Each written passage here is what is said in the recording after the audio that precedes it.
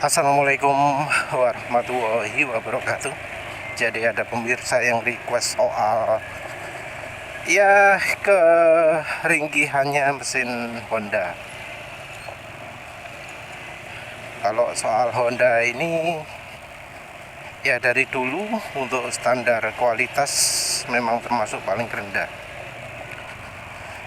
Tapi kita harus bedakan antara dulu dengan sekarang.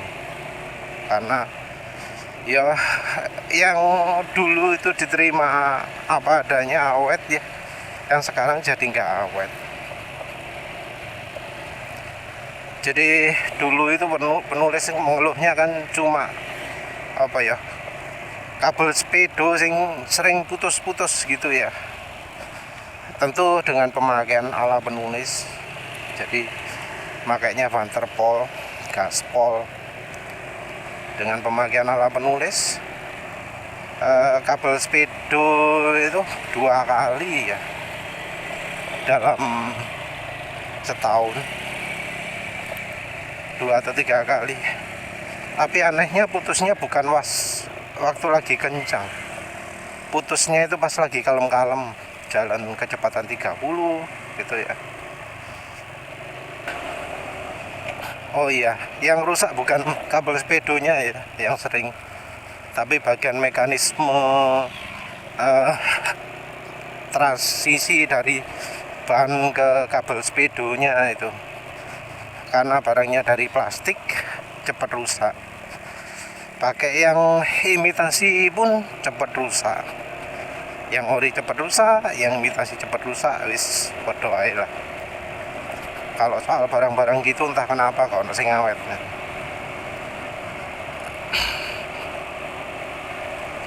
Kalau sekarang sudah elektronik ya mestinya wis gak ono lagi ya masalah kabel speedo. Tinggal pakai sensor ABS wis cukup.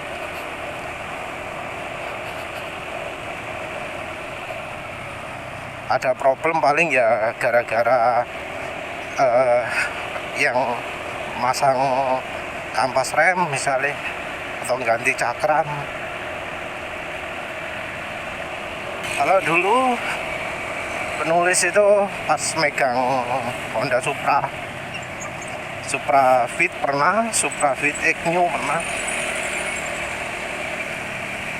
Yang Supra Fit-nya itu yang paling penulis keluhkan itu bagian belakang, karena di kecepatan lebih dari 90 km/jam getarnya luar biasa dari belakang, yang menyebabkan sampai injakan kaki itu getar gak karu-karuan ya, getarnya super. Jadi gak kencang itu karena kehalang oleh getaran di ban belakang, sesuatu yang gak pernah penulis rasakan ketika naik Suzuki. Sebelumnya motor Suzuki Crystal, Suzuki Shogun gitu ya.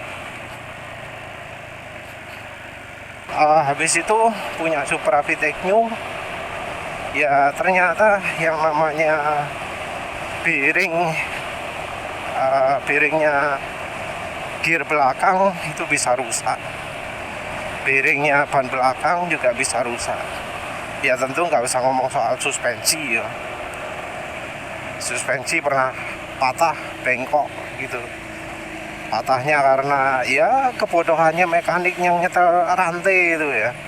Karena nyetel rantai kok sambil sandar setengah. Kalau mekaniknya sendiri ya pasti nyalahkan SOP ya.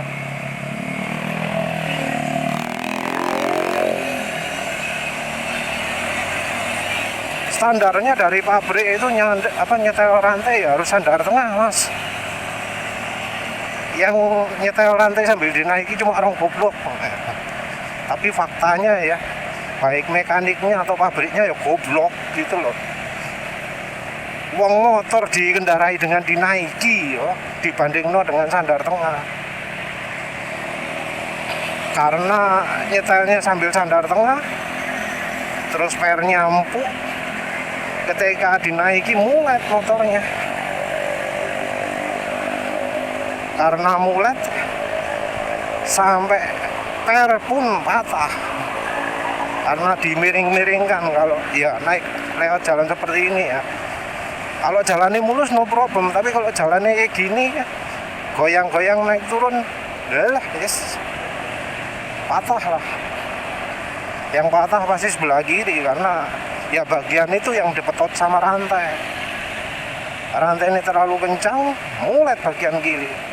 Jadi kalau pakai boncengan gitu lewat jalan ini, motor itu terasa goyal-goyal kiri kanan bagian belakangnya. Kenapa? Karena dipetot sama rantai. Ya itu kebodohan dari mekaniknya, dari desainer motornya.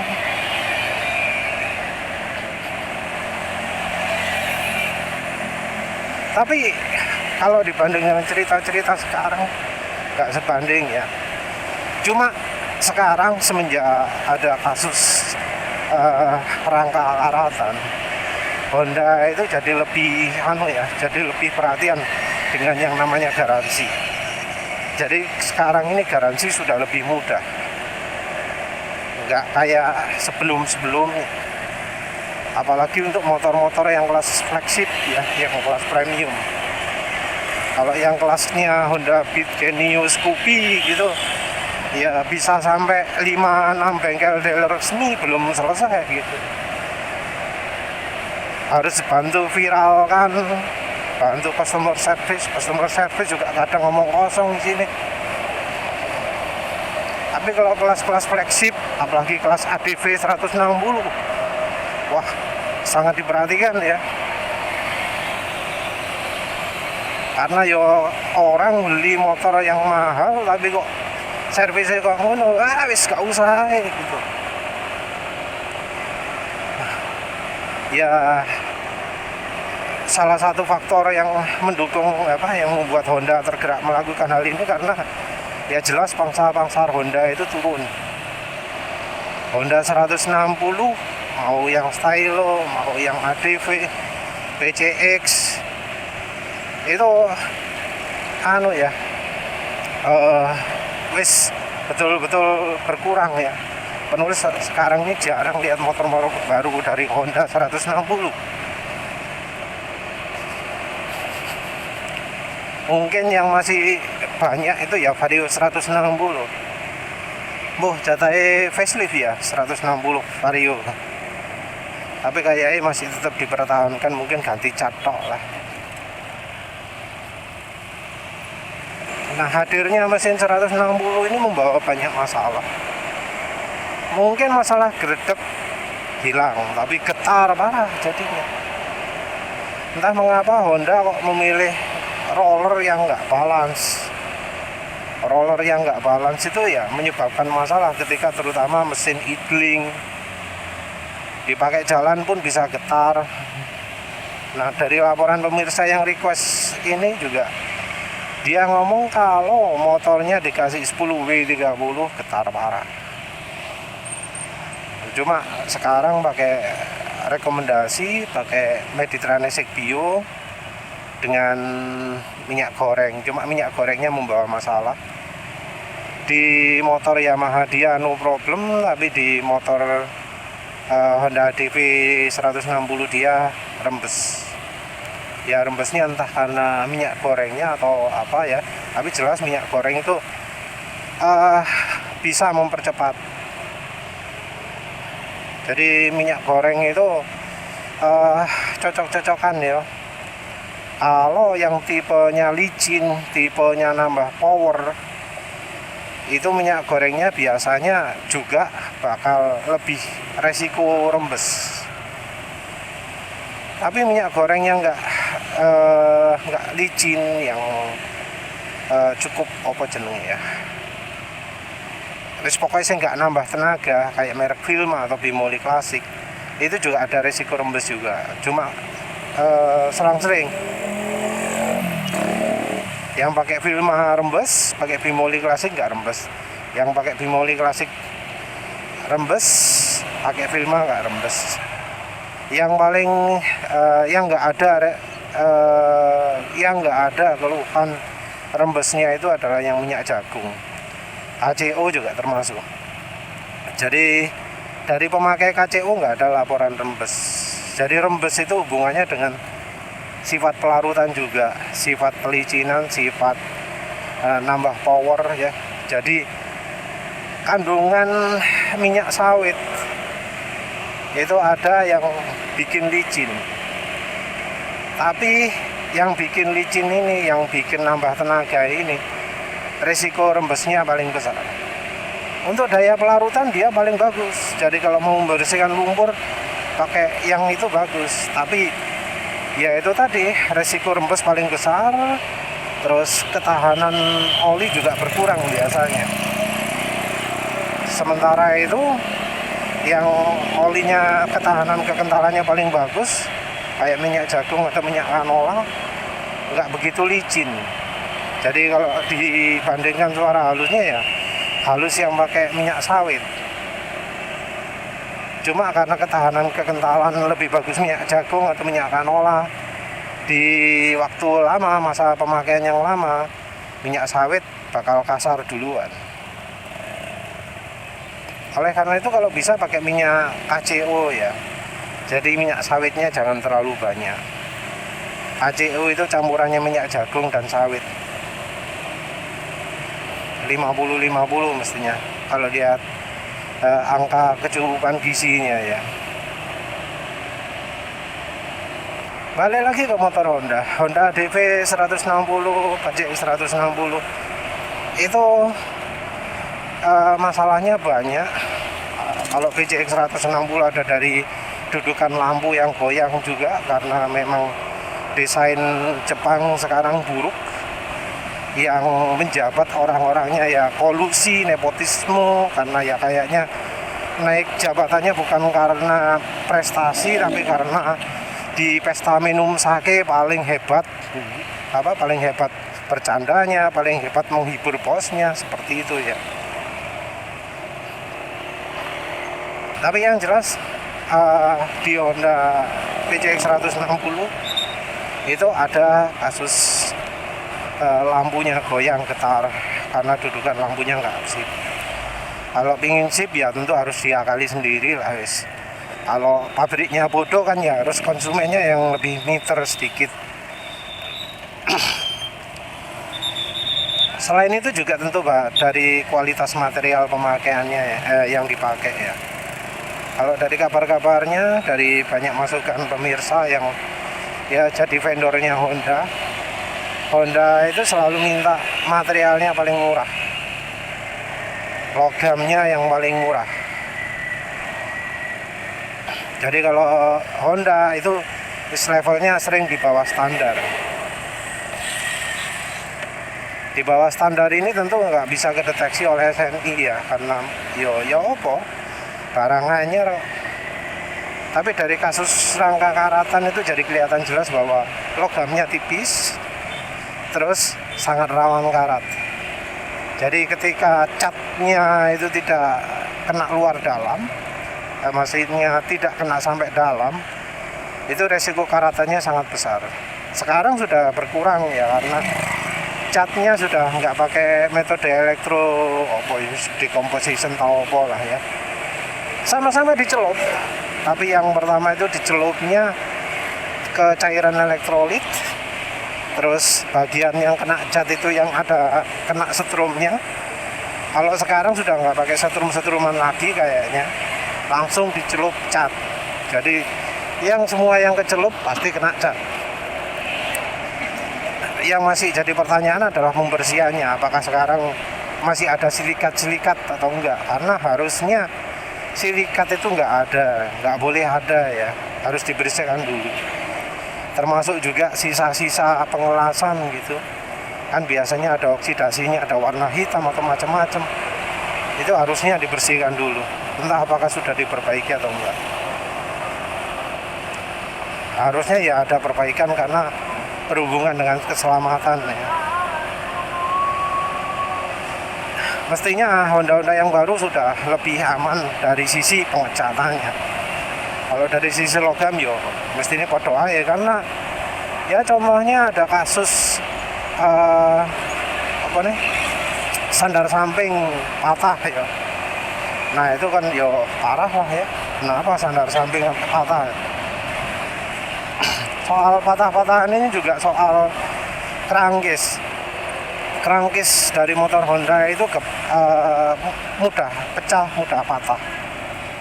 Kalau yang patah banyak terjadinya di yang kelas-kelas 110, 115 cc. Jadi di Honda Beat New, Genio, Scoopy gitu ya. Bagian dratnya oli, bagian dratnya baut knalpot, dratnya suspensi.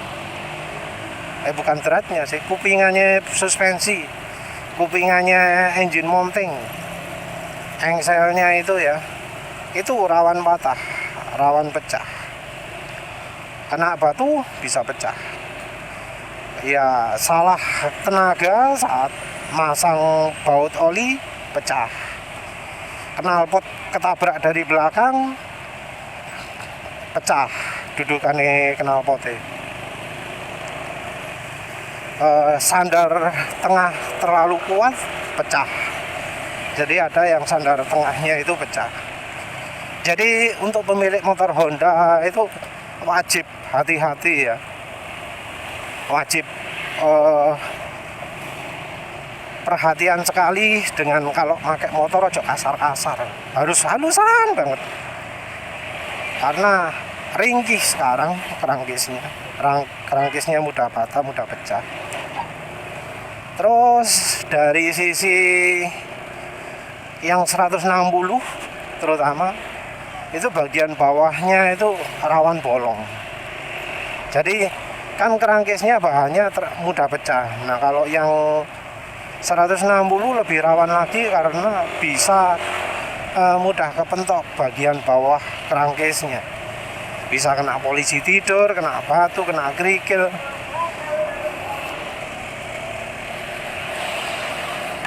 Jadi kena kerikil aja bisa bolong. Biasanya ada yang nawarkan dari pelindungnya ya. Cuma masalahnya pelindungnya itu di baut.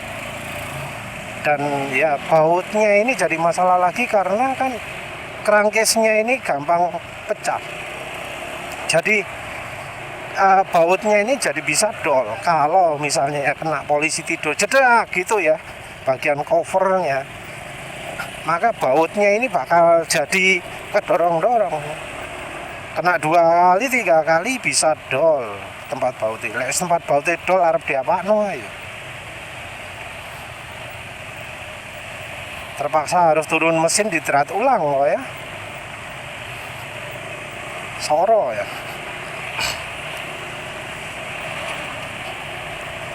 Oleh karena itu baiknya pakai pelindung. Kalau rekomendasi penulis dikasih kasih lapisan karet lalu logam, plat logam tipis. Jadi dikasih dari karet dulu, pakai karetnya kap mobil atau semacamnya ya yang sudah ada lemnya itu. Atau mungkin ya pakai pelapis atap gitu ya dari aluminium. Tapi rekomendasi penulisnya dari karet. Atau kalau busanya agak tebel. Jadi misal kena polisi tidur bagian itunya dulu yang kena. Tapi kalau bisa dilapisi lapisan logam tipis. Kalau nggak ada logam tipis ya plastik tipis lah. Dilem gitu. Jadi lapisan bawah itu ketutup, benar-benar ketutup. Kalau bisa sih logam ya, karena logam itu ya bisa lebih kuat ya. Tapi kalau nggak ada logam ya plastik lah, plastik yang cukup tebal. Nah, dari pemirsa yang request itu mengeluhkan soal pompa yang lemah, pompanya rompal. Ya mau bagaimana lagi karena mekanisme pompanya pakai plastik. Problemnya adalah kalau olinya terlalu encer, maka ya plastiknya ini loh, olinya ini nggak bisa jadi bantalan. olinya jadi nggak bisa melindungi, melapisi. Kalau olinya nggak bisa melindungi, nggak bisa melapisi, ya aus plastiknya, ya rusak plastiknya. Ya penulis nggak banyak melihat ya kasus-kasus yang pompanya oli di motor Honda ini rusak ya. Tapi dari yang penulis lihat, rusaknya itu karena aus.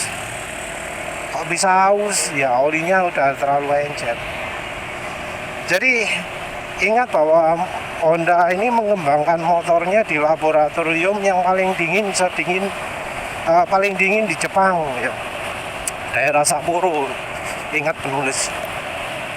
Itu iklimnya wis kayak Norwegia mungkin ya. Kayak daerah-daerah utara, kayak Rusia gitu. Jadi sangat dingin cuacanya. Nah, untuk daerah dingin seperti itu, oli yang paling ideal dari sisi efisiensi, dari sisi perlindungan ya 10W30.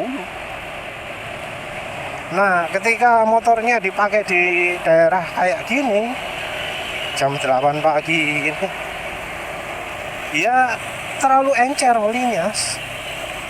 Hasilnya ya suara mesin kasar. Nah, suara mesin kasar itu sudah ada indikasi. Kasar tentunya yang suara asak-asak ya, kerasakan gitu ya. Suara asak-asak yang menunjukkan terjadinya gesekan antara logam dengan logam yang parah. Nah, masalahnya adalah CEO-nya Honda, CEO Honda Motor itu goblok ya. Goblok banget karena hasil dari uji di Sapporo ya, uji efisiensi, uji perlindungan mesin yang dilakukan di Sapporo dianggap bisa sama di seluruh dunia. Karena kegoblokan dari CEO Honda ini, akhirnya oli 10W30 kemudian distandarkan ke seluruh dunia. Jadi seluruh dunia harus pakai 10W30 untuk motor Honda. Kalau untuk mobil standarnya 0W20. Jadi mau negara manapun, mau negara Arab kayak yang panas-panas, Brazil ya, termasuk Indonesia di Pontianak, suruh pakai 0W20 untuk mobil. Untuk motor pakai 10W30. Nah, karena kegoblokan ini ya jadinya di beberapa daerah Indonesia yang panas, jadi motornya itu gampang rusak. Di grup Honda nggak sedikit ya ada cerita pemiliknya harus ganti silinder, ganti piston tiap 10.000 km. Ini terutama untuk mereka-mereka yang olinya masih pakai 10W30 dan daerahnya daerah panas. Kalau daerahnya pegunungan pakai 10W30 biasanya masih cukup aman ya. Karena yo kekentalannya nggak terlalu encer. Ketika dipakai siang-siang hari sekalipun, apalagi banyak pepohonan macam-macam, nggak panas. Beda dari daerah yo seperti ini yang jalan rayanya gak ada pohonnya ya. Nah, kalau panasnya seperti ini yo gak kuat 10W30. Penulis sendiri gak pernah ya mau nyoba oli 10W30. Walau kayaknya sudah pernah sekali, oli apa ya, lali ya. Jadi pakai 10W30 itu terlalu encer. Oh iya, malah pernah pakai SAE 20 ya, pakai oli samping. Oli samping tak pakai oli mesin.